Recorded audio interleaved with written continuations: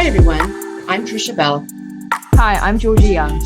and welcome to CTE Talk, a podcast where we talk all about CTE, concussion culture in sport, and life as a family member. Every Monday, we will be joined by guests to shed light on the neurological disease, chronic traumatic encephalopathy. Join us on our mission to raise awareness and educate others.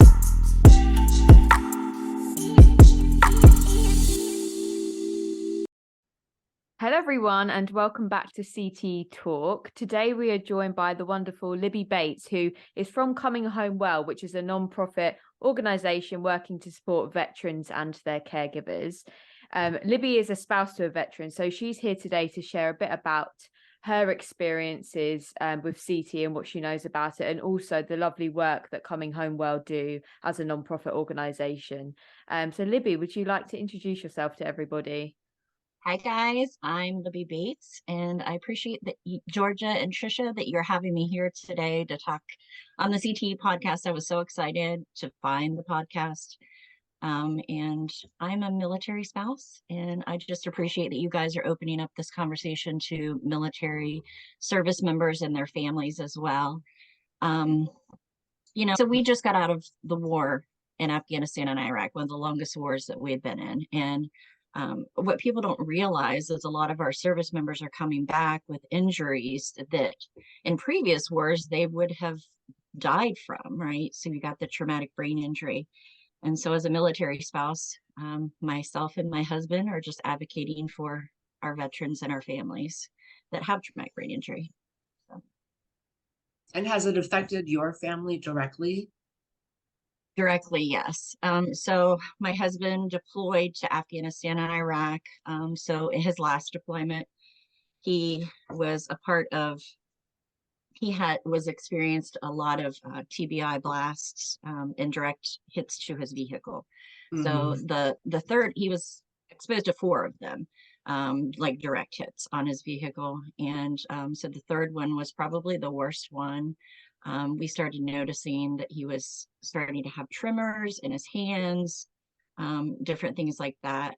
So he had the third one, July of 2009. He had the fourth one in September of 2009. So he didn't have hardly any,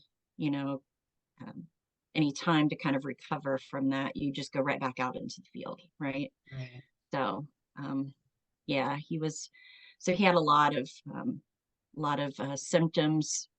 Initially, it was, he came home and he was having the tremors and things like that. Then it was the headaches, sort of some like brain fog, kind of some memory issues, not really anything significant at that time.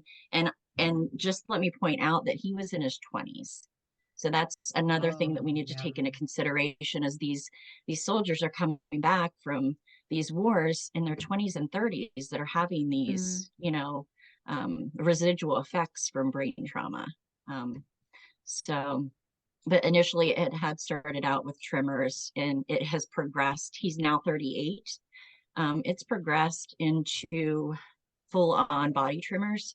He has spasticity.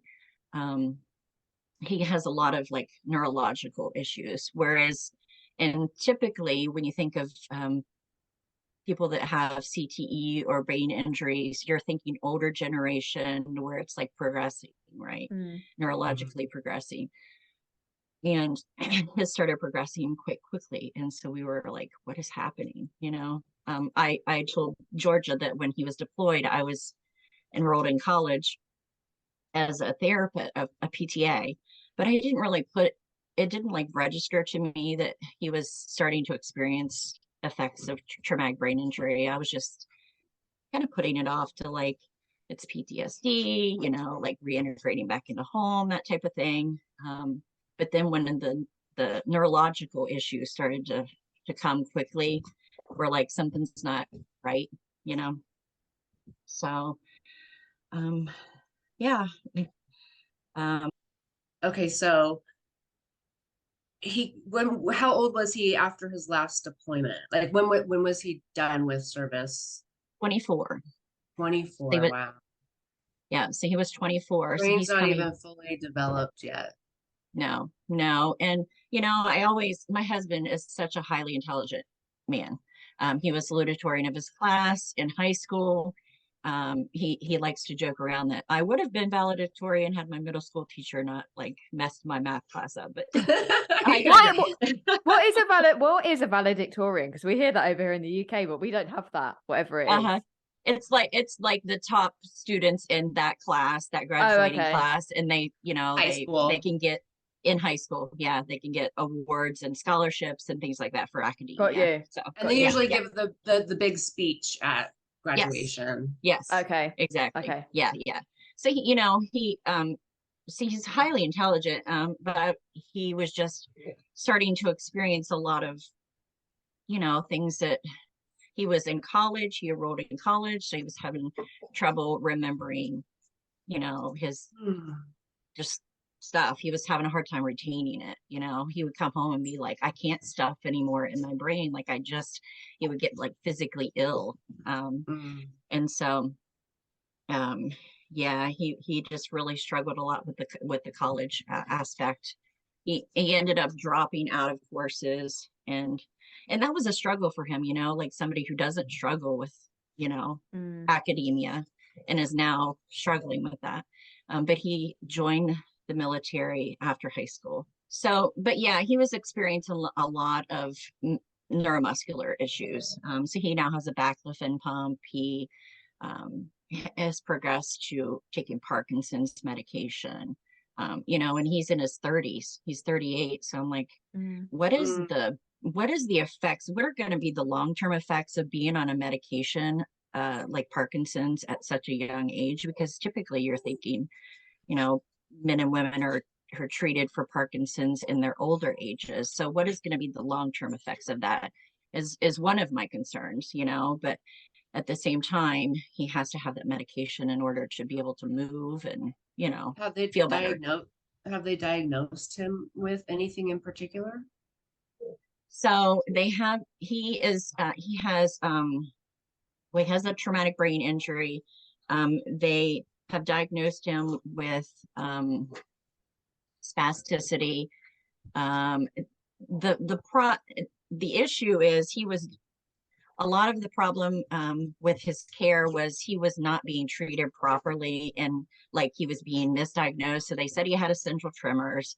Then it turned into dystonia, then spasticity. So it's like, I think they're just like throwing a bull, like a bull thing at the bullseye and seeing if it'll stick.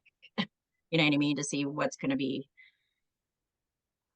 better for him in his recovery. Has anyone mentioned? I was going to say, has anyone mentioned suspected CTE to you? So, like I said, my husband loves to research. I don't know if I said that or not, but he does love to research and learn new things. So he was researching because, we're navigating his care, trying to figure out what was all going on with his body, mentally, physically, and the like. And he started researching on Dr. Goldstein from Boston University was doing research on mice and blast injuries. And so he's like, learning about that. And then he came upon a research that Mount Sinai was doing with Dr. Gandy. And they were doing a radio tracer. So they were trying to find tau markers of tau in the living brains of military service members. Initially, they were doing, on athletes, and my husband reached out to Dr. Gandy and his team to ask if he could be a part of the research and that they would do it on military veterans. So he did this without me knowing.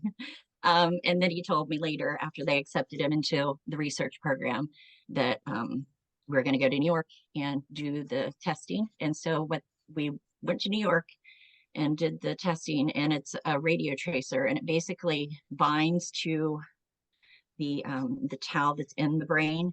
And so if there's markers of CTE, then they would be able to tell on the scans, on the PET scans. So we were able to be a part of that. That research was almost 7 years ago. And so we've kind of just been at this, really just talking about brain injury, traumatic brain injury, just trying to educate people more on, you know, the side effects of brain injury, the long-term effects, and the research that is out there that people can be a part of. So for the research itself, it was they don't typically tell you when you're in a research program like what the results are. Like you don't see the films or anything like that. But they called us to let us know that he did have multiple markers of CTE that they'd found in the scan on his frontal lobe and his parietal. And so we're like, okay, so now we kind of know, you know, like that this is present and that this is happening. And so initially with that, I was kind of, my husband kind of calls me well, he doesn't kind of call me, he calls me the queen of denial. He calls me the queen of denial just because when you get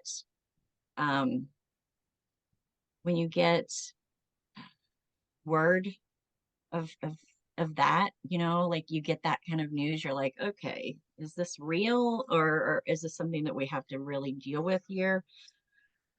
And so, yeah, I was going through a little bit of denial during the record. So during the testing and all of that, he actually went through the test twice because they asked us if we wanted to come back and film it for 60 minutes, which I was like, okay, we're going to put our whole life out here on TV for people to judge and right. Yeah. And so we did go through that, which was really, it was pretty, it was tough. So, but just hearing that initial test was fine, but then seeing the first time that we seen the actual PET scan was on TV. So we never seen, or we didn't see the films or anything like that. And typically I don't think that's even, you know, you don't see those in a research program. Right. But we seen them on, so that was kind of a shock, you know. I don't know if you've seen the episode or seen the scan picture of the scan itself, but it's like bright yellow, orange, where it showed up, the tau tangles have shown up. So and again, I wanted to let our audience know, we talked about it last episode, but the tauopathies are those deposits of protein in the brain that can help differentiate between different neurological conditions, right, Georgia? Basically. Yeah, basically, yeah, you hit it on the nail on the head. And that must have been quite a surreal experience for you, Libby. And when you say you were in denial, I think anyone would be, because no one wants to get kind of a diagnosis of a chronic disease, right? No one wants to know that their loved one's suffering from something that sadly is not currently curable. So I can imagine that's quite overwhelming for you. But I just wondered, obviously you said that research, what happened like 7 years ago. When did it kind of kick in that this is actually happening and we need to do something about it? So initially, you know, my coping skills weren't best, you know. I think I drank heavily a lot when we were starting to kind of go through that of just dealing with the situation that we were dealing with, right? But then learning that, okay, this is happening.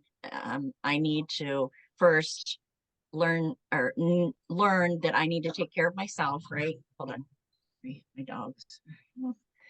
So initially, you know, I learned that I need to be able to take care of myself, right? Because if I'm not taking care of myself as a caregiver and as a spouse, I'm going to be no good for him or anybody else for that matter. I never really considered myself a caregiver though, but we did go into advocating then, and I went into like full-on caregiver mode, like, okay, we're going to do this, we're going to do this, and we're going to advocate here and this, and we're not going to let this affect us because this could really destroy us. We could allow this to either destroy us or make us stronger and make us better. So we, kind of went into full advocacy mode then, and we're holding talks in our local area, at the VFW and different things like that. My husband actually wrote a research funding proposal. We went to Capitol Hill, talked to some of our elected officials. This was 2017, 18 or so. We're like, okay, we need funding for these PET scans for our military service members, to see what the prevalence is, right? I know in one of the episodes, Georgia, you talked about service members, like 350,000 service members who have came back from the service with traumatic brain injury. Actually, that number is higher than that. The latest research that I seen, or the numbers that I seen, was like 450 to 460,000. And is that even accurate, or is there even more? And then also, like, are they just documenting one-time TBIs, or are they, so this guy had a TBI once, how many more has he had? So. Yeah, I mean, sadly, it's definitely more prevalent than people think. And if we actually, I know we spoke a bit about this on the last podcast, didn't we, Trisha? But going kind of back, most soldiers or veterans, they are blasted. They are suffering from these traumatic brain injuries, undoubtedly, with all the shocks and things that go on, sadly, as part of their service.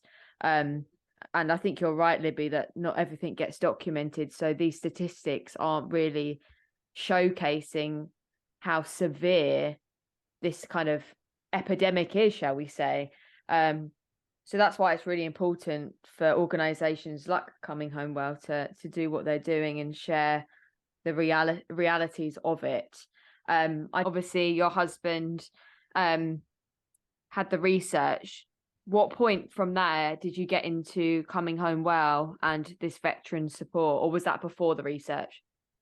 No, actually, it was after the research that we went through. Like I said, we kind of did some advocacy work. We did some talks and things like that. We went to National Institute of Health. They invited us to talk about traumatic brain injury as it relates to sleep, and sleep apnea, because my husband has sleep apnea, which a lot of these guys who have traumatic brain injury have issues with their sleep, right? And then he was invited us to do an radio interview for Coming Home Well when they were doing radio interviewing. And we became a part of the organization around 2019, 18, 19, and just really decided that we wanted to put our energy into advocacy work for our military and our families. So that's when we become involved with Coming Home Well. We've done a couple brain injury panels with Dr. Pearl from the Department of Defense. He's one of the researchers there for brain injury in our military. So we were able to hold a couple brain injury panels. So the 60 Minutes episode that my husband and myself were on, they actually highlighted another military veteran, Sergeant Kevin Ash, and his mother, Joy Kiefer.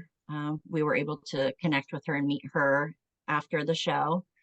And she was able to come and be a part of that brain injury panel as well, where he had succumbed to his injuries, brain injury. We actually have her scheduled. We have her on our schedule to be a guest coming up. Oh, I love that. That's so good. I love that. Yeah. She's awesome. Love Joy so much. I didn't even know you knew each other. So this is what a small world, Wow. I know. She actually reached out to me right after the show had aired on Facebook, I think. And we weren't aware of her and her son's story. And then when she reached out to us, we connected immediately right after the show and just became fast friends. And she was just such a support system for me during that time. So. Wow, interesting. That's great. Yeah, she's a special lady. She really is. She really is. It just shows how much this is just like one big community, and it's it such really a safe is. space. Yeah. Yes, it really is. Absolutely. With your husband, what were the first neurological symptoms, and did he have any behavioral symptoms before that or at all that you could share? So neurologically, it started with a tremor in his hand. It has eventually progressed to full on body. So his head, his tongue, so he'll have a hard time. Sometimes he'll have a hard time saying words. One day we were driving down the road and he like he's like, and I'm like, what? And he's like, I can't move my mouth. His jaw had locked up and his tongue was like stuck, like he just couldn't. And he's just like, eventually it like released or whatever. But so he's had a lot of that, a lot of spasticity, just very uncomfortable. It's really sad to watch him wake up every day and just be in so much pain all the time. He has a baclofen pump now that helps him with some of the muscle spasms and things like that. Mentally, he was really depressed. I know when he first came home, I was attributing his withdrawal behavior to just coming back, from overseas and reintegrating back into family life and all of that. Eventually, that depression became more of a clinical depression to where it was really tough to get him out of bed. I would go to work. I was working a full-time job at that time, and I would be afraid to what I was going to come home to, like, what am I going to walk into? He was very suicidal. He's had multiple suicide attempts, and it's just been a real struggle that way mentally. He was having some not great decision making, like his decision making was starting to be not so great. I would notice, like, he likes to cook a lot, but I would notice him start to leave things on, like the stove on or things like that. And I'm like, wait a minute. So that didn't really start getting worse as far as that goes until later on. They do have him on like a cognitive medication to kind of boost his brain cognition. So he didn't have so much brain fog. Yeah. As far as like erratic behavior and like anger and things like that, there's been a few times that he's, been agitated and angry, and you just kind of know how to approach, right, the conversation or the that instance at one time. You don't want to go. Sometimes I would be like all in, like, but it was learning how to it was learning to be able to communicate with each other without like jumping down each other's throats. You know what I mean? So, and we had, I don't want to keep going, but I know you asked about mental health issues. But yeah, so the rage, he doesn't have a ton of rage. His is more depression, like the clinical depression aspect of it. He's broken a couple of chairs here and there, but nothing like, it's not been physical or anything like that, thank God. So the dopamine, I mean, have they ruled out Parkinson's for your husband or early onset? No, they have not ruled it out. They are treating him like he has Parkinson's. They're treating him with a medication for Parkinson's. And he's been on that for probably 3 or 4 years, I would say. So, yeah, it's tough, Yeah. So, yeah. May I ask, how much would you attribute his poor mental health to being a veteran, and how much would you attribute it to kind of traumatic brain injury and suspected CTE? I just wondered what your thoughts were on that. Because obviously we know that a lot of veterans sadly do come home and suffer with PTSD and depression from what they've dealt with in the war zone. So I just wondered what your thoughts were and how much it links to kind of him as his role, or how much it links to the neurological side. So it is a great question, and I've actually thought of that, like, okay, because the PTSD symptoms and traumatic brain injury symptoms are so intertwined, right? And what is a full-on traumatic brain injury symptoms versus just PTSD? And so one of the things that helps us to realize it is TBI related is he has the issues with his pituitary. So we found out that his pituitary issues, his pituitary, actually the pituitary sits in the brain like a little punching bag. His looks like a crescent moon. So it's from the blast, the sheer blast from the IEDs that he was exposed to. Just, you know, that blast wave just goes straight through the skull right into the brain, you know, and it's just beating it around. So he had the pituitary issues, the testosterone. He started having Sleep. he was not producing testosterone. So we started having to give him injections. I was getting him injections every 10 days. Now I think he's every 5 days that he takes his injections. He's been on that since his mid-20s, probably. His body just stopped producing. Let's It's see. just so young, isn't it? So young. He's so young, so young. You know, like the erectile dysfunction, that was a thing, you know, and then trying to like navigate that as like a man, you know, that's like, it's a big deal, right? So trying to like navigate that, finding the right medication, and then just really learning each other's body language so that, you know, even if we can't be physical or couldn't be physical at that time, that we learn each other's love language, and because he's more of like the physical touch and that kind of thing. And so just kind of learning how to communicate with each other on that level too. Because that's a big deal. That takes takes a lot away from, you know, a marriage if you can't have that physical intimacy. It is better now. So the medication and things like that, and just really realizing that you don't have to have intercourse or sexual intercourse to love each other and share that love, right? Between each other. So now we have had marital issues as well, right? He was, like I said earlier, he was making some poor impulsive decisions and things like that. So there was some infidelity. That was really tough for a while. We got divorced for a couple of years. We are back together and married. But it's really just recognizing that both of us are flawed and we both make mistakes, right? And can learn how to communicate with each other better and decide what's important and what you're going to put up with and what you're not going to put up with, right? So Right. yeah.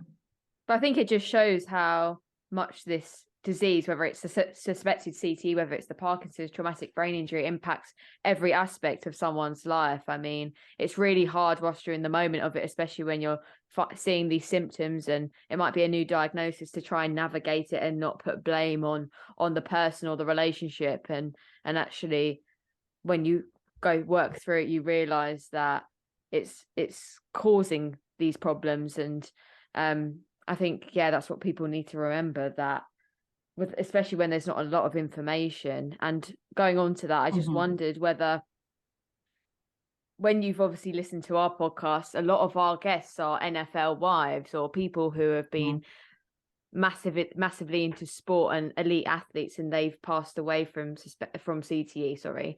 So I just wondered whether, from your perspective, there is a lot of research on CT in veterans, or whether that's just not kind of readily available as much as NFL wives. Is it out there and no one's talking about it, or is it just not quite there yet?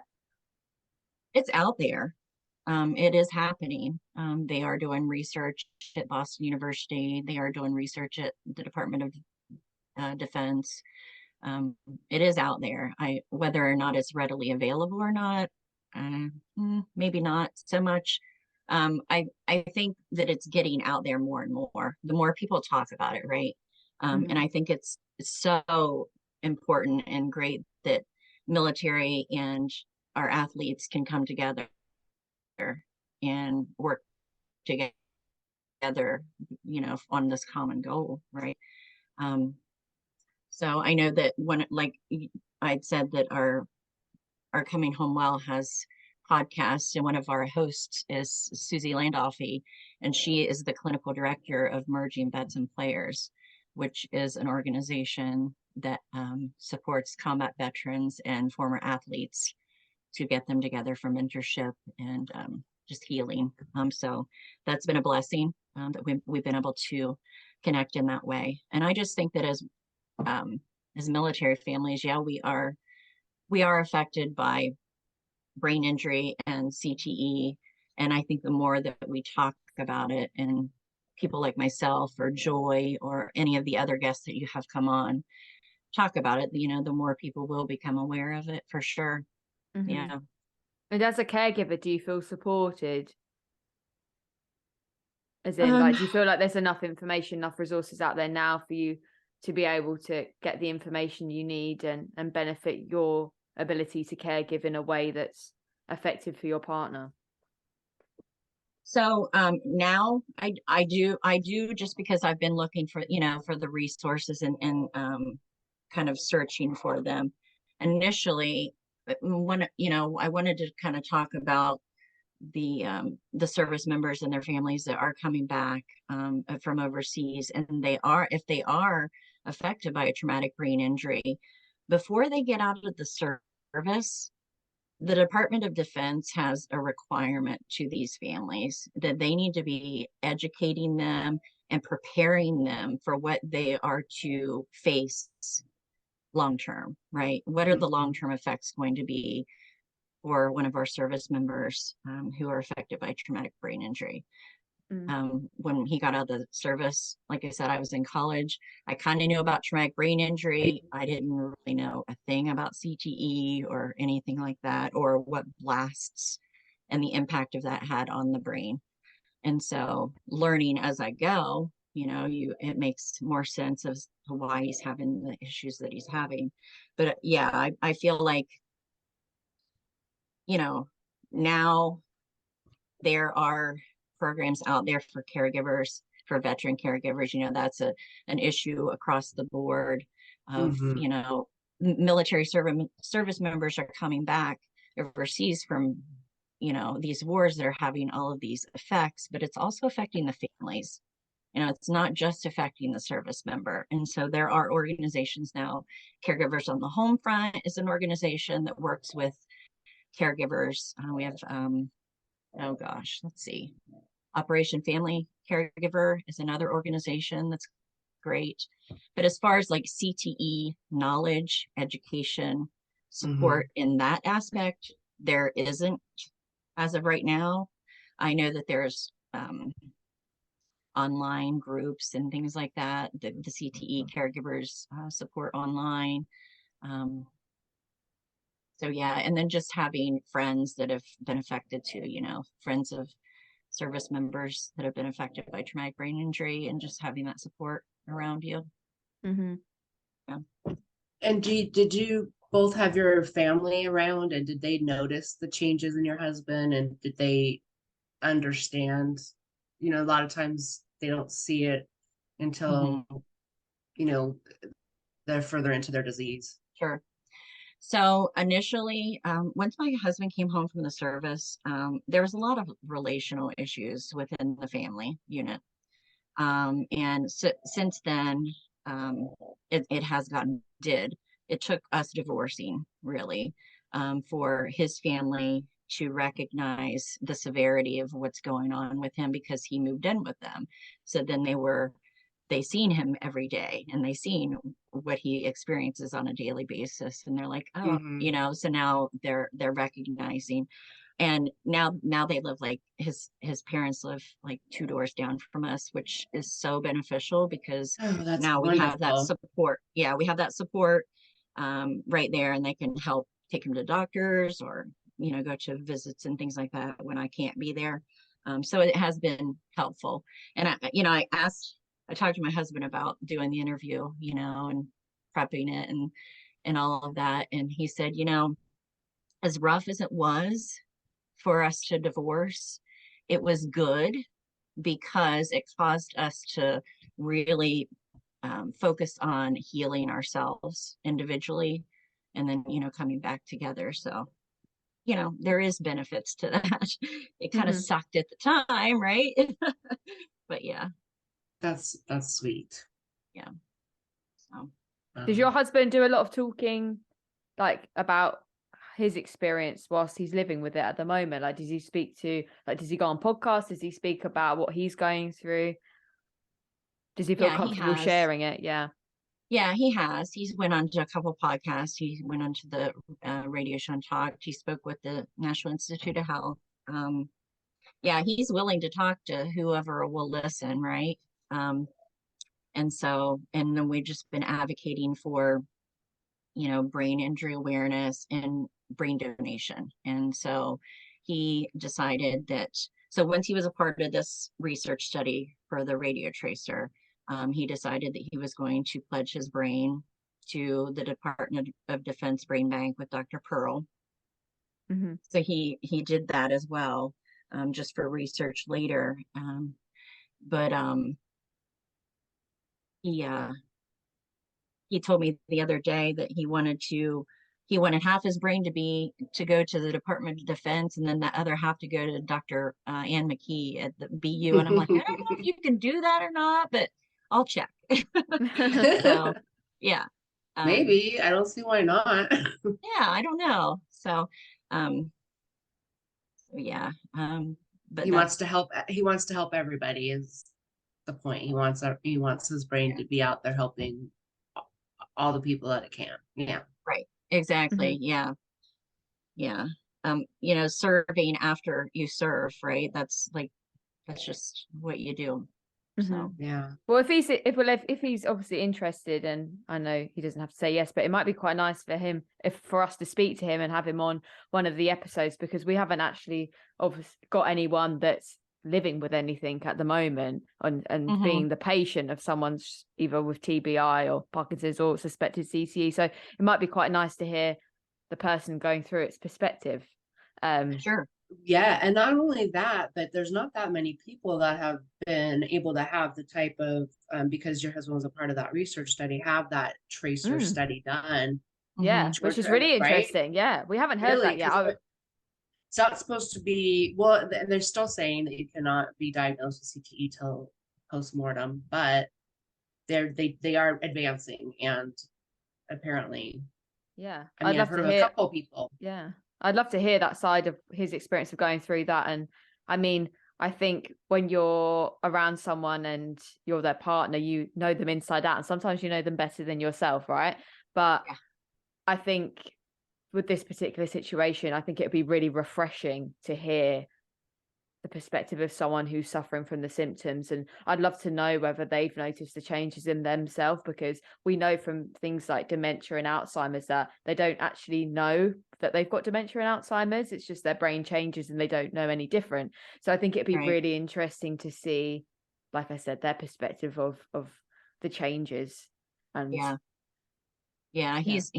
he said, like I miss who I used to be, like when I noticed it, like his personality was starting to change when he first got back and things like that. It was like, he's a funny guy. Like he uses humor to help, deal with life. Right.